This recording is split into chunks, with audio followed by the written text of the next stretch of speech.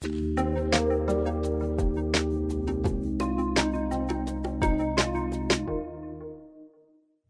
you just arrived in this country, a stranger from far away, like really far away, let's say you came here from outer space, and you wanted to have some sense of the history of this new world, the scholar Jeremy Dauber says you could probably piece together a decent backstory just by looking at our horror stories. The Puritan experience, the witch trials, the culture wars, the nuclear bomb, all of that, he says, was absorbed by the culture and then reemerged as scary books and movies. And slavery, too. In his new book, he tells about one of these horror stories. It's about Henry Box Brown. Henry Brown, who's known as Box Brown, was an escaped slave, right? He was an enslaved person, and he managed to escape in the period before, of course, the Civil War. And the way that he did that, it was this sort of remarkable thing, right? Where he basically mailed himself. He put himself up in a box and mailed himself north. He then went on, after he successfully managed to do this, to kind of tour around the North with his box and with this story, and did so in a way of kind of helping to stir up and to increase the pro-abolitionist sentiment that, was so necessary in terms of getting the support for the kind of the blood and treasure that would have to be expended to fight the Civil War. What was amazing about this was, first of all, the way in which it displayed sort of the cruelty and horror of that institution of slavery in the South. I mean, what kind of horrors, right? What kind of real life American fears must there have been, right? In order to say, well, it would be preferable for me to seal myself up in a box for days at a time, risk suffocation, risk this horrible death of suffocation in order to, escape, to be free. Even when Brown has made it to the North, right? When he's been resurrected, right? There's still this haunting presence. And among many other things, that haunting presence is not just the memory of his trauma, but fugitive slave law. This idea that, if you had escaped to the North, you still could be recaptured and brought back down, into enslavement once again. And so, Brown, as well as many of these other escaped slaves, are walking around with this terrifying sort of possibility haunting them. Brown actually goes to England to kind of get away from this for a while. So in one way, this is a story of a certain kind of American fear. But also, I think, Box Brown is doing this at precisely the time that Edgar Allan Poe is writing his fictional stories of American horror and American fear, the ones that would, go on to influence people for a century, for 2 centuries almost now.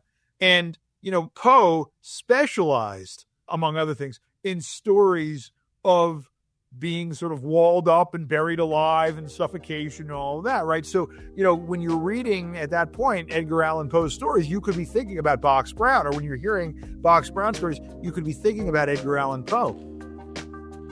And the interesting thing I'll say about that is, if you were Edgar Allan Poe, or you were reading Poe's stories that appeared, among other places, in the Southern Literary Messenger, you might not have been on the same side as Box Brown, right? And when it's not clear that Poe was either. Right, that you might have been someone who said, what I'm really afraid of when it comes to enslaved peoples? I'm afraid they're going to rise up against me.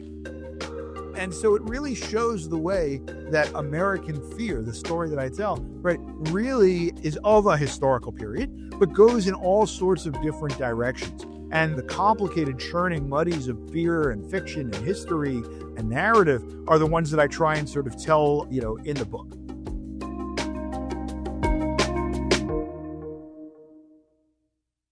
This is Radio West. I'm Doug Fabrizio.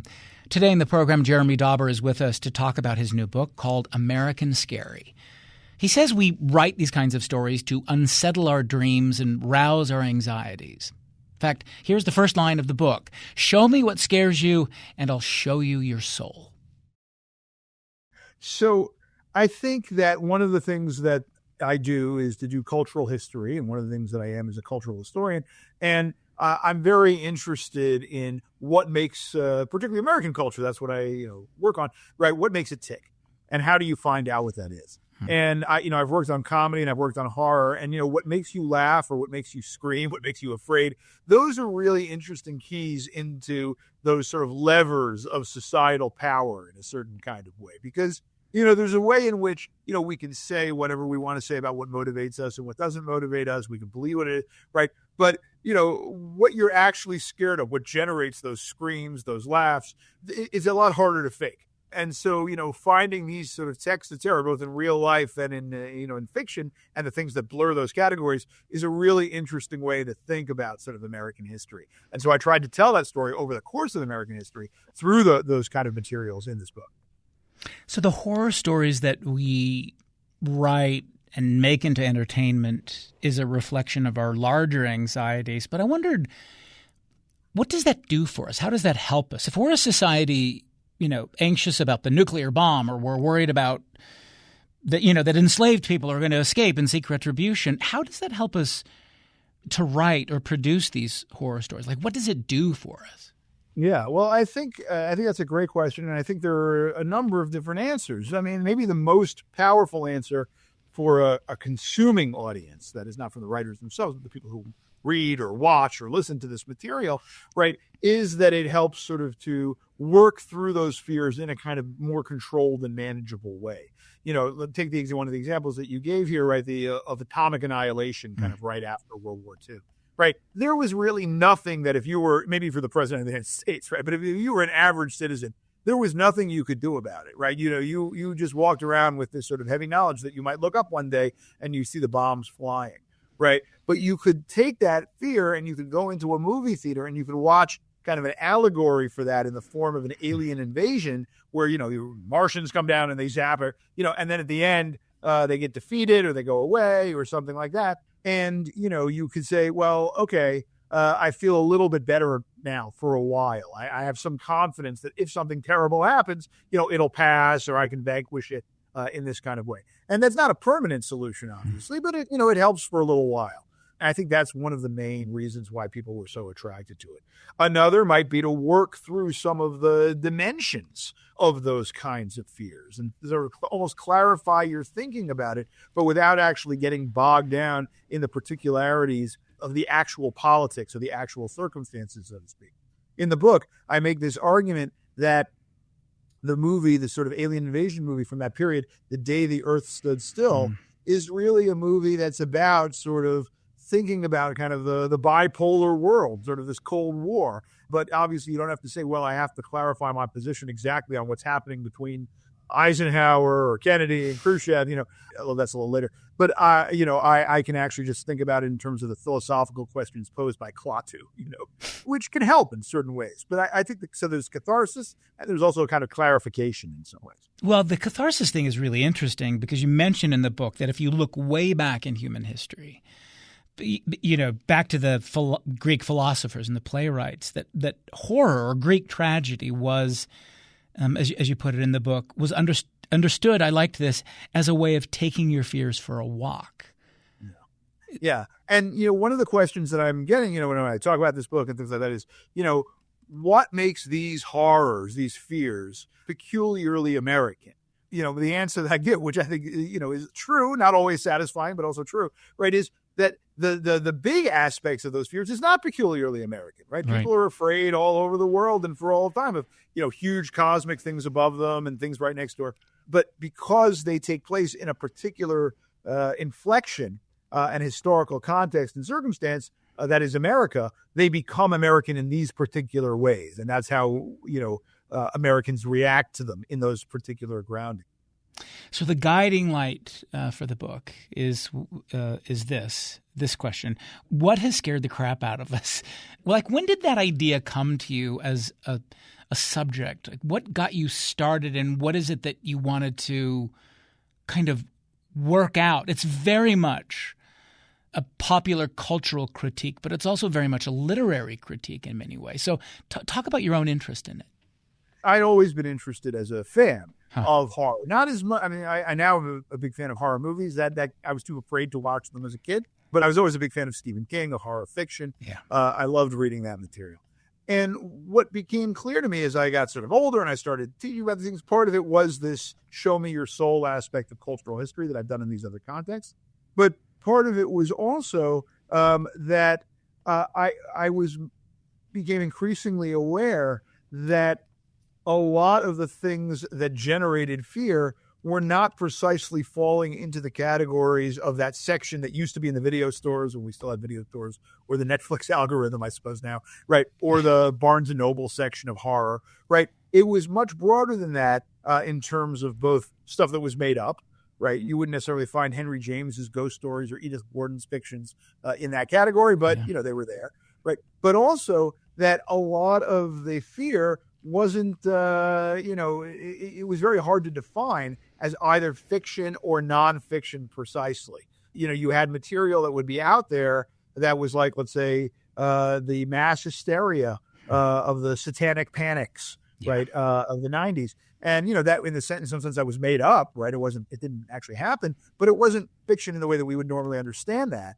And of course, there were all sorts of ways in which fear has been shamefully deployed through American history, nativist panics, anti-immigration sort of riots and things like that, in slavery, that really sort of traded on fear as an engine that I thought were really important to the story in themselves, as well as generating kind of the fictional reflections on them. So I said, let me just take it, it all has to be taken kind of as a category because there are all these interesting connections between them. And I think it would be a more explanatory and hopefully interesting book to show those connections rather than simply sort of trace the fictional material. Yeah. Let's sort of define some terms here, or at least the categories that you lay out in the book. Everything in the book you say shuttles between these two categories. Let's explain this part first. There's the first part, which is the fear of something grand, or as you've put it, this is the fear of the horror beyond. What's this fear? So one of the biggest fears that human beings have always had is of this grand sort of unknown, the stuff that's beyond our ken. And we've had over the millennia all sorts of ways in which we've kind of placed that fear, and we've concretized it in certain kind of terms. The most famous of them, and I think it's in many ways still the most powerful in terms of history, are the ones that come under the name of religion in the most broadly defined kind of way. Yeah. What controls our destiny? How does life and death work? What happens after we die? Those kind of big questions. Looking around at the world, it's not always clear that the answers to those questions are necessarily pleasant ones. Maybe they are, but they don't have to be, certainly. And we have to consider that prospect. And we have, right? And sometimes we've called that the devil, and sometimes we've called it other things, right? But that's certainly been a part of it. But it's not the only part. And, what part of the interesting turn in the story and in the book really occurs around the end of the 19th and beginning of the 20th century, when those kind of more confessionally religious explanations no longer have the same motivating power for many people, not everybody, but for many people as they used to. And so different kinds of fears, move in to fill that sort of grand thing. Right now, I think it's fair to say, I live in New York City. New York City has just had a drought warning issued for it today. Climate change is something that falls easily into that category for many people. Well, then there's the other theory you mentioned. This is the monster next door, basically. Yeah. Take us through this one. So, so that's the first one, this cause of this fear of sort of the great out there, right? That's what we don't feel like we have a handle on it all, right? And we kind of know in advance that we don't have a handle on it, right? But conversely, there's all this stuff around us that we feel like we should or do or might have a handle on, the people who live next to us, people who are just like us or who seem to be just like us, right? And then, we have this fear that they are not who we think they are one bit. Right, that they seem to be lovely, kind of law-abiding citizens, but really they're serial killers or psychopaths or witches or what have you, right? And shamefully, sort of that ends up targeting a lot of innocent people, and sometimes it does it retail, so to speak, and sometimes it does it wholesale, where it says a whole group of these people are, generating fear of a certain kind of thing, right? And that's led to lots of shameful episodes, of course. Which we'll get to some of these, of course, in the book. I guess let's back up then and talk about that first type of fear and how it manifests itself in the New World. And this is where the story begins, as you say, in the dark. the United States was covered in those early days in woods, deep, dark woods, you write. So mention this. It kind of begins in the dark, and I guess this is just the reference to it's dark out there. It's confusing. It's covered in trees. It's hard to see, right? Like this is the initial. I guess this is the initial impulse for fear. Is that right? Right to say? Well, I think, and this is sort of an example of a kind of universal fear, the fear of the dark, right? That is kind of inflected in a very particular way, right? So first, the story really begins in the first, bit of the book, where, it reminds everybody that, of course, there were people who were living in this land before the colonists come from England. They have a kind of much more, there's a lot to say about this, but they have a much more organic relationship to this sort of environment they're in. Yeah. By definition, you have people who do not have that relationship to this environment. This is a new world for them, right? It's not new. Let's spend a few moments on that, though, because I think it is interesting, like what the indigenous stories were, the folklore. And one of the things you say about sort of native people, who, as you said, were used to the trees in the dark part of this new world, or wasn't so new for them. You said what persisted most for them was this sense of the land, its balance between bounty and blight, between kindness and horror. What was their fears before we moved to the fears of the people who started to settle this place?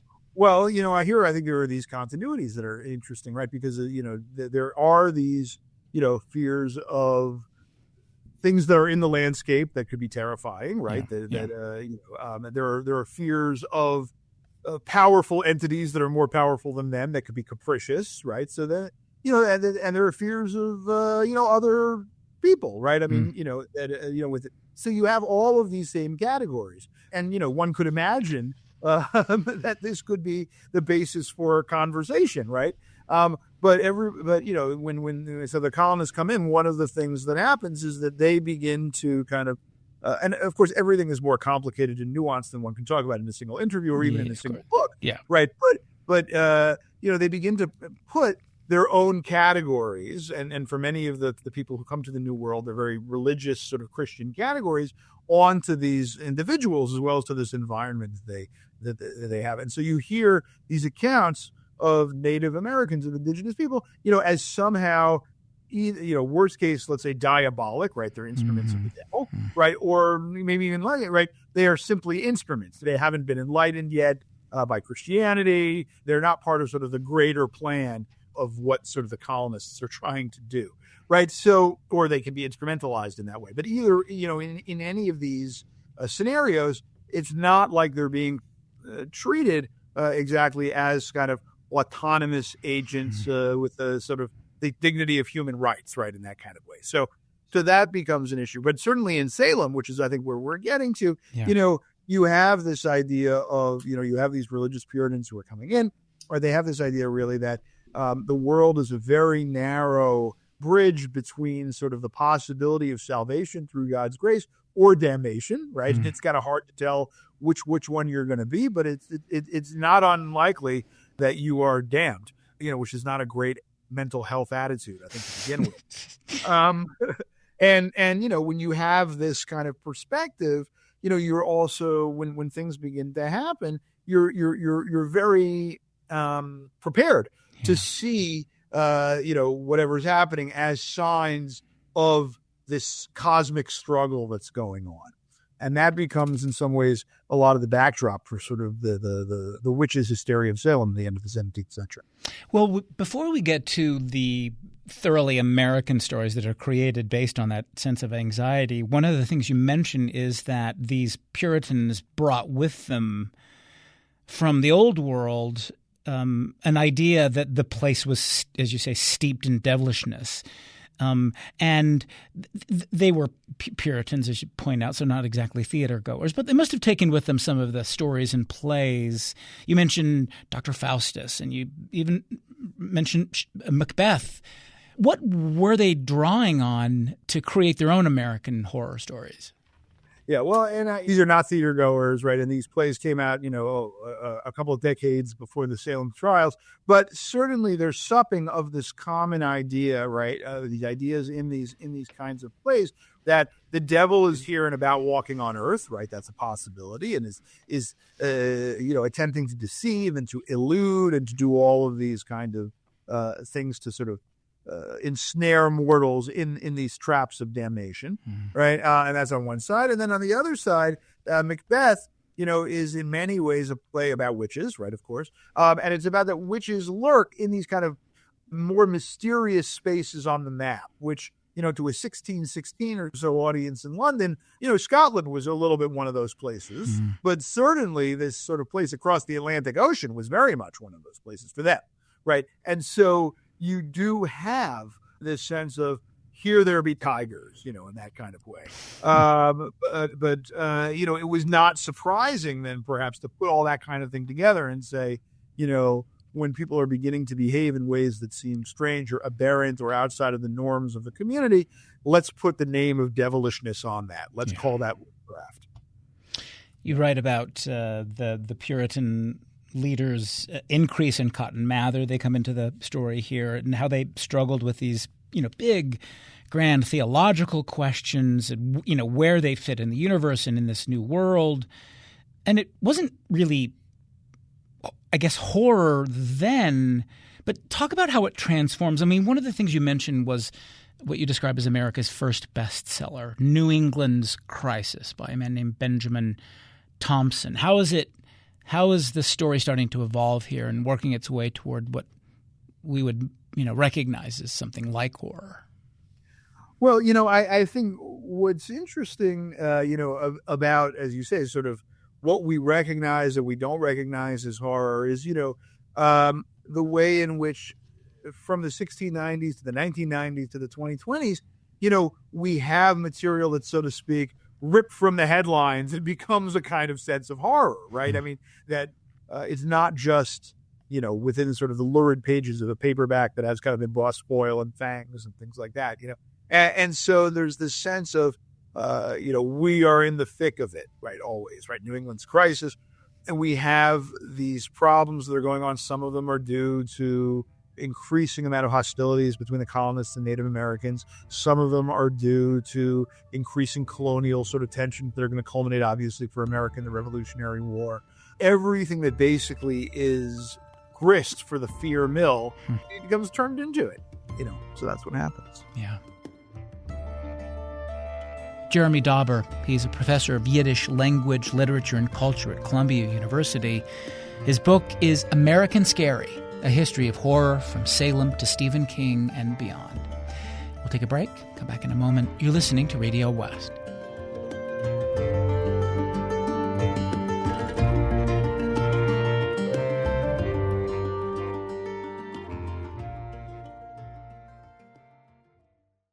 This is Radio West. I'm Doug Fabrizio.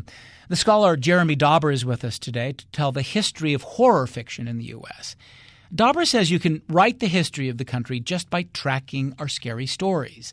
The witch trials in Salem, the Red Scare, the nuclear bomb, this kind of stuff finds its way into books and movies, and it can help purge the anxiety. It's like taking your fears for a walk. And this is the big question in the book. What in our past has scared the crap out of us? The book is called American Scary. Talk a little bit about the moment of the Salem witch trials and how this plays into the story. I mean, one of the things you mentioned in the book, you say, look, there are a lot of ways to sort of talk about the trials. You can say it's a story of, these different families who are feuding with each other. You can say it was about trauma. You could say it was about different motivations. But here's how you put it in the book. You say, but for now, let's tell it as a 17th century horror tale, plain and not so simple. So how is it a horror tale? Well, I think that you can say, as I sort of, once upon a time, there was a family in which all of a sudden strange things started happening to them. Right. And not just to them, but within them and coming out. Right. And that is, we're already in the presence of a story, and it's a story in which there's confusion and there's skepticism. Really what's going on? There's investigation. So there's a dawning belief that this fearful thing is coming, and not just out there and around, but in your own house.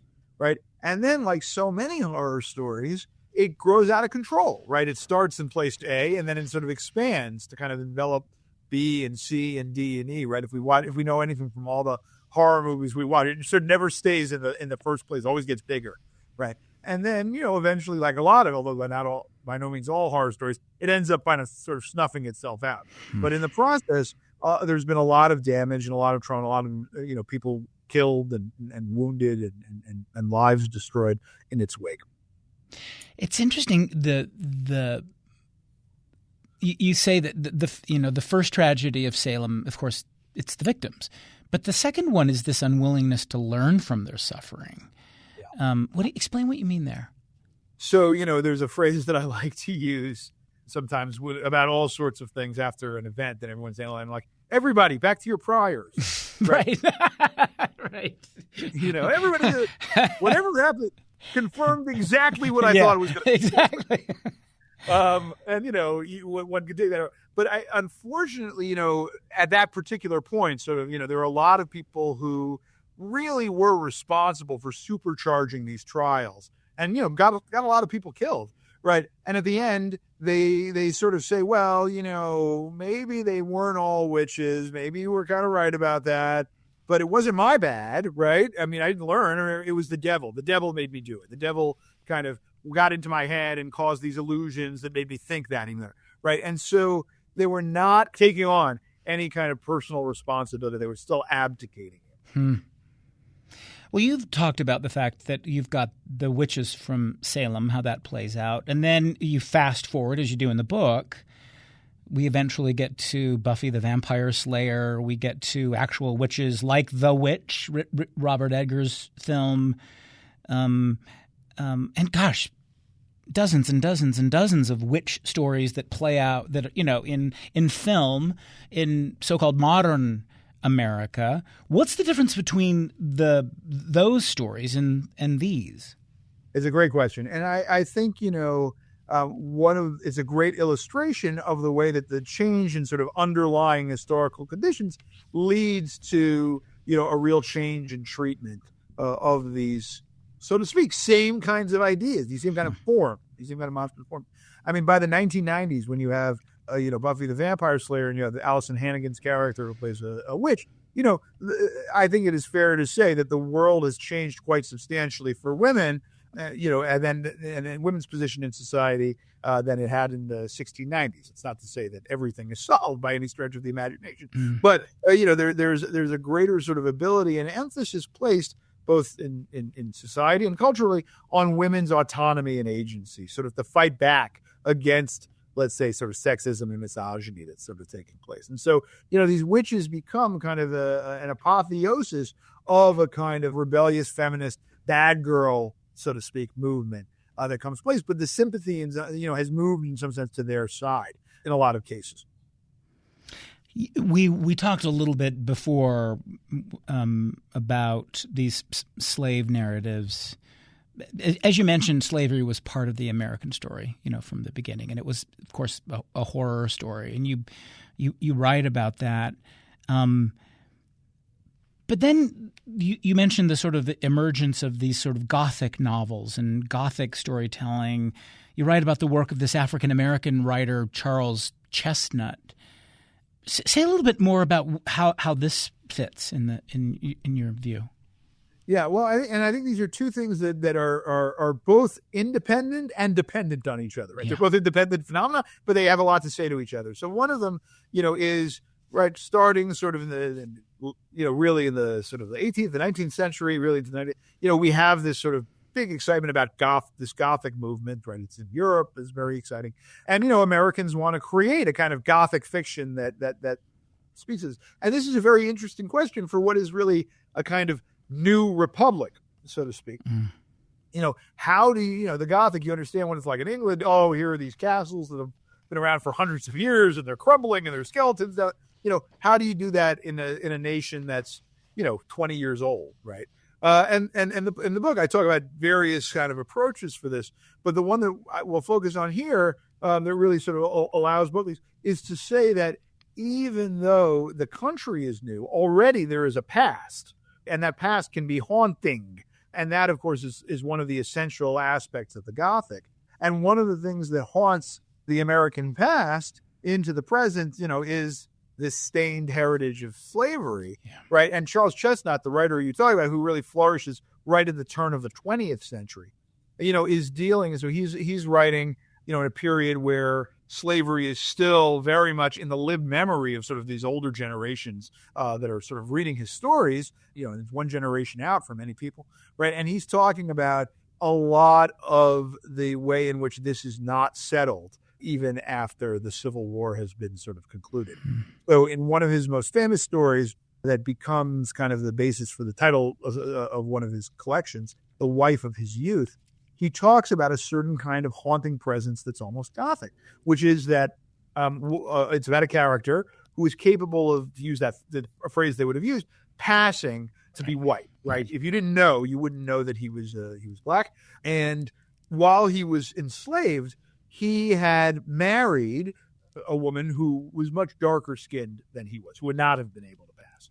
And the story that Chestnut tells, this wife of his youth, makes very clear that the character in question is not legally married as American jurisprudence would have understood the term, nor does he sort of know exactly what happened to this other woman, sort of this wife of his youth, sort of in the war. So he's a perfectly good guy. He's not a rotter, anything like that. But he's about to get married to, and he's sort of found a new kind of social existence in a kind of, black elite society of people who, again, like him, can largely pass. He's about to get married to one of this group. And the wife of his youth shows up as this kind of Gothicized, haunting presence on the doorstep right after the wedding. And he kind of has to decide what he's going to do. Is he going to she doesn't recognize him. And so is he going to pretend like that he doesn't know who she's looking for and sort of, continue on with his life as it was? Or is he going to embrace the wife of his youth, this whole kind of haunting path? Right. And I apologize for spoiling a 120-year-old story.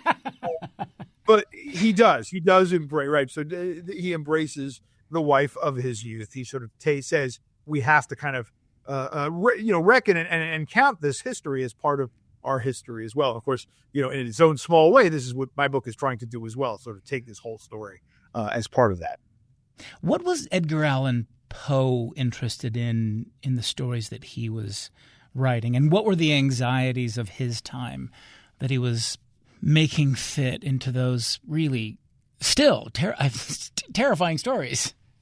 So, Poe, of course, is a phenomenally influential, right? I mean, this is obvious, right? Anyone who's listening to this, this already about Poe. In one level, his contribution really transcends his time in the sense, as you were sort of suggesting, it really is as a short story writer. And of course, at the time of his death, he was known primarily not as a short story writer, but as a poet. That was what he was best known at. But now I think it's fair to say he's best known as a short story writer for kind of taking everything within that story and building it up to one sort of big nuclear bomb of sensation, right, of effect, right? We don't really so much remember all the things that lead up to the guy being walled up alive and, the cask of Amontillado. We don't really remember it. We don't really care why the guy has gone crazy because of the heart sort of here, right? All we care about is that big bang kind of at the end. Yeah. And so, that's amazing of what Poe did. And in many ways, he really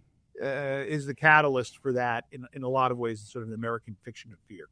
But that said, one of the things, even though many of his most successful stories aren't sort of, at least on their surface, grappling with a kind of very down-to-earth America, right? We don't really care where the cask of Amontillado or the Telltale Heart take place. That's not really that relevant. But other stories of his, they think a little bit about kind of industrialization and mechanization. Some of them are racial allegories. Some of them, his novel, The Narrative of Arthur Gordon Pym, sort of takes place about this era of exploration that America is getting part of in the 1830s. So, you do have a lot of, time-bound moments, but I do think that Poe's, in some ways greatest contributions to American fiction of fear, are these aesthetic ones. It's interesting you write about that time, that transition between the 19th and the 20th century, and these anxieties of the sort of the Victorian era, the Victorian Empire, where you had these colonizers who were encountering different civilizations. And I guess this could get us to H.G. Wells and the War of the Worlds in 1897. Yeah, I think so. I mean, one of the interesting things is, this is a book about America, right? And there are only a couple of moments where I sort of say, usually from England, the emphasis is so, there's such an impact. I hate to use the word impactful. There's such an impact that, you have to include a little bit. And one of them is Wells, right, who really kind of reshapes and creates so much of the material that would then go on the Time Machine, the War of the Worlds, the Invisible Man, right, the Island of Dr. Moreau. I mean, just amazing how much comes out of that incredibly fertile brain. Yeah. But Wells is a Brit, right, and he is writing in some sense, and he's a science-oriented guy. I'm not sure that I would call him a scientist, but certainly a science fiction master, right? And he's writing for a world in which, as we were sort of suggesting, that religious sensibility is kind of moving more into the rearview mirror and being replaced by some non-God-centered view of the universe. In War of the Worlds, it's Martians, or this ultimately powerful, hostile alien force, right? But also, he's writing, as you suggested, in a Victorian moment of empire where England is really going off and sort of creating that empire on which the sun never set. What's interesting is that in an American perspective, yes, America had some imperialist expansionism, 100%, but so much of America's growth is also people coming into America in a way. These are massive waves of immigration to America. And that really, unfortunately and terribly, also generates a lot of fear by people who are already there, right? These, and they're, whether it's anti-Asian sentiment and racism on the West Coast, whether it's anti-Semitic or anti-Irish or attitudes on the East Coast, you're getting a tremendous amount of fear of sort of new people kind of coming in. You also write about one of those sort of larger anxieties of people who were, as technology, grows and emerges, there's this kind of concern about, as you say in the book, a world that lies beyond the bounds of our own perception. And you tell about this, I guess it's not a novel or anything like that, was featured in The Atlantic. It's a story called The Diamond Lens by a writer named Fitzjames O'Brien, which, and I didn't realize this, you said, Moby Dick and Herman Melville, it's thought of as a classic, but Fitzjames O'Brien, his story was way bigger at the time. Talk a little bit about this story. So, I think O'Brien is someone who, fans of horror fiction kind of know who he is, but, largely speaking, he is not a household name. I think that's fair to say. Yeah. And it's a shame because, he really is a very imaginative writer and his stories still have an effect. And I do like The Diamond Lens a lot. And it is a story essentially about a guy who discovers kind of worlds, using a microscope, basically. He discovers sort of worlds entire kind of in drops of water, basically. And what we have, is this idea, and I like how you've connected this, right, to really a way in which our perception is limited, and what is beyond it is just much more rich and baroque and incredible than we actually might have ever imagined. And different people have different sort of perspectives on this. For O'Brien, that's in that story, that discovery becomes the catalyst for a kind of tale of Poe-like obsession. He falls in love with one of the creatures in this like drop of water and tries to kind of make things work out. Again, spoiler, it doesn't work out very well. But someone like Lovecraft, for example, only a couple of decades later, says, well, what if it's such a good thing that we don't have this perception, because the things that lie beyond it are at best unimaginably powerful and alien and couldn't care less about us and will swat us like flies, or are actively malevolent. And it's just the fact that we haven't come to their notice that has sort of kept them, from killing us. But we disturb them at our peril. So, that becomes a very major shift in the kind of cosmic horror sweepstakes that go on throughout the 20th and into the 21st century. When do zombies show up? So, that's a great question. Zombies really show up sort of in the late 20s for the brand, and then in the early 30s in movies. And they start out as part of a kind of, let's call it kind of imperialist and sort of anthropological imperialist impulse in the Caribbean, for America, sort of in the Caribbean, sort of closer to home than some of the outposts of the British Empire, right? And you have, a number of people who are going to Haiti, particularly, right, to the Caribbean, and they're looking at sort of the folk religions there, and they find them sort of, very interesting. And among these are these sort of stories that you have these sort of practitioners of religion that are, capable of, depending on the story, either hypnotizing people into a kind of death-like state, like doing whatever, or even indeed raising them from the dead, and they're kind of the living dead and the walking dead and what have you. And that becomes a kind of really, as you can imagine, a very interesting conceit for people to kind of think about and play with, right? Some of these prose things become very popular. And then in 1932, a movie is made about this, and it's called White Zombie, and it stars Bela Lugosi, who had just wowed people as Dracula. And it comes out during the Great Depression, right, in 32. And what it is Lugosi, there's a real, besides there being a kind of colonialist aspect to it, but there's a real capitalist aspect too, right, where Lugosi says, I am going to use these sort of Walking Dead, right, in order to run my mills forever, right? They don't sleep. All they do is work. It doesn't take a genius to kind of look through the allegory there in this time of class war. Jeremy Dauber. His book is called American Scary, a history of horror from Salem to Stephen King and beyond. We'll take another break. Come back in a moment. You're listening to Radio West.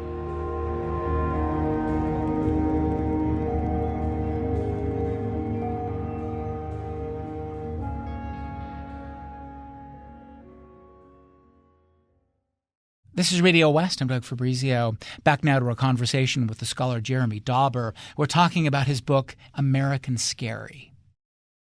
So, want to ask about Cormac McCarthy's work. You mention in particular No Country for Old Men, for example. He writes in 2005. One of the things you say is that it's really about menace and unrelenting will.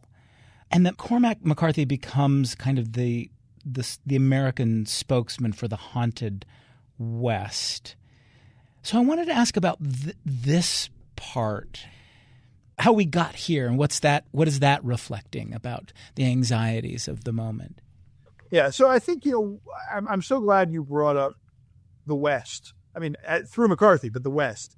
Because, in some ways that both symbolizes sort of the promise of America, right, and also sort of the fear that lurks, imbricated in that promise, right? And we go west, west. Here's this ultimate possibility. Here's this sort of incredible, opportunity. It's all yours for the taking. We'll bracket with that the all yours aspect of that for a moment, right? But here's this.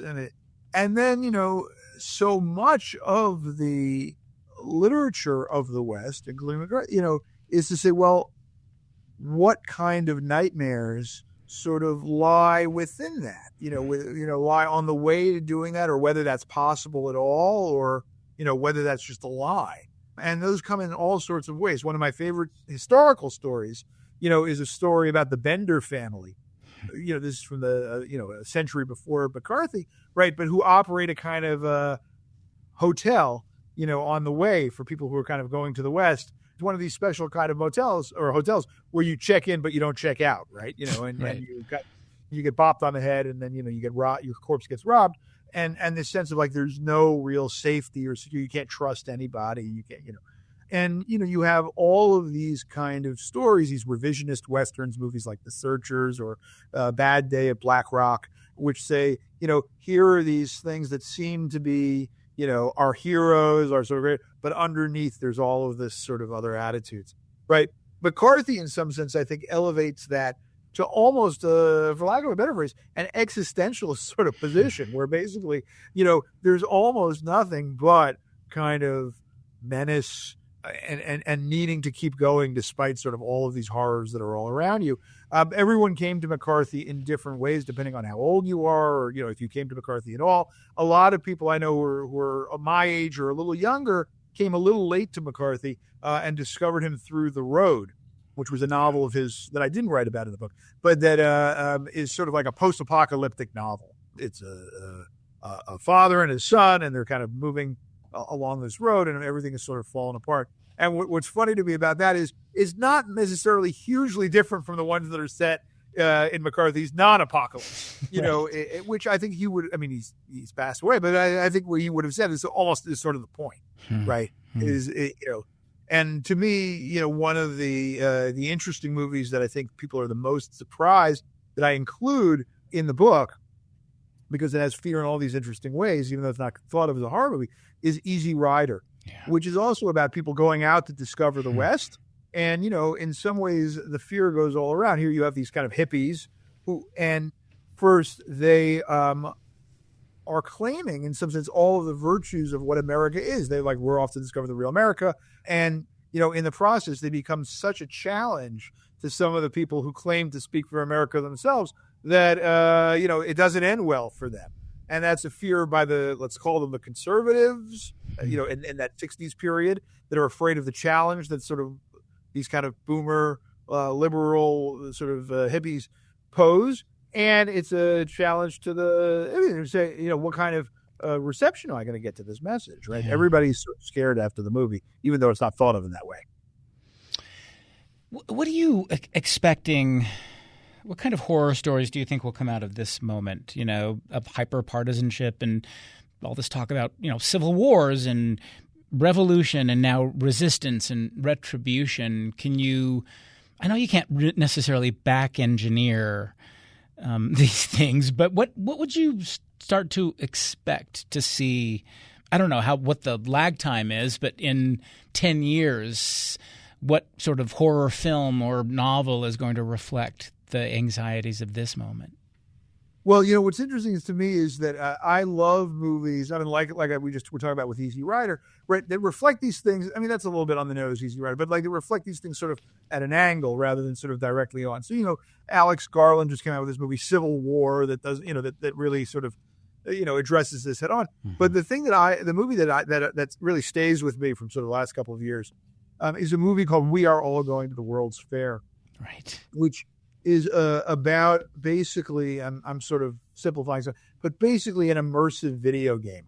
And that increasingly, and it does it more subtly than I'm going to articulate it, but increasingly kind of takes up space inside the players' heads and leads to some very bad outcomes. And the movie, I think, you can read it in a lot of different ways, but I think what's much more powerful about the movie is not any kind of possible metaphysical or supernatural aspects to this game, right? But the way in which increasingly we live in these worlds that are not the world around us, right? It's a different kind of perception than we were talking about before, but a world in which, the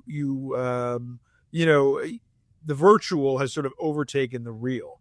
And I think that in some ways, when we tell the story of hyperpartisanship, part of that story is about sort of living in our own bubbles of the virtual worlds in which we've algorithmically and otherwise constructed for ourselves.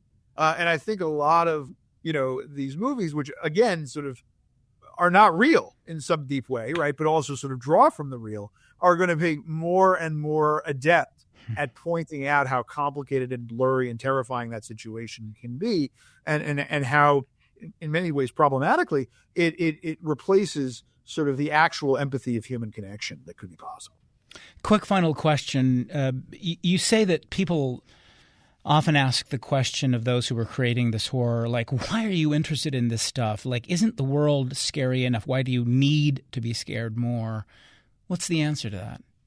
So my facetious answer to this is, considering how scary the world is, all these horror movies scare me less, but I think that there's some truth to this. I mean, it's like, one of my favorite sort of neologisms is the phrase doom scrolling.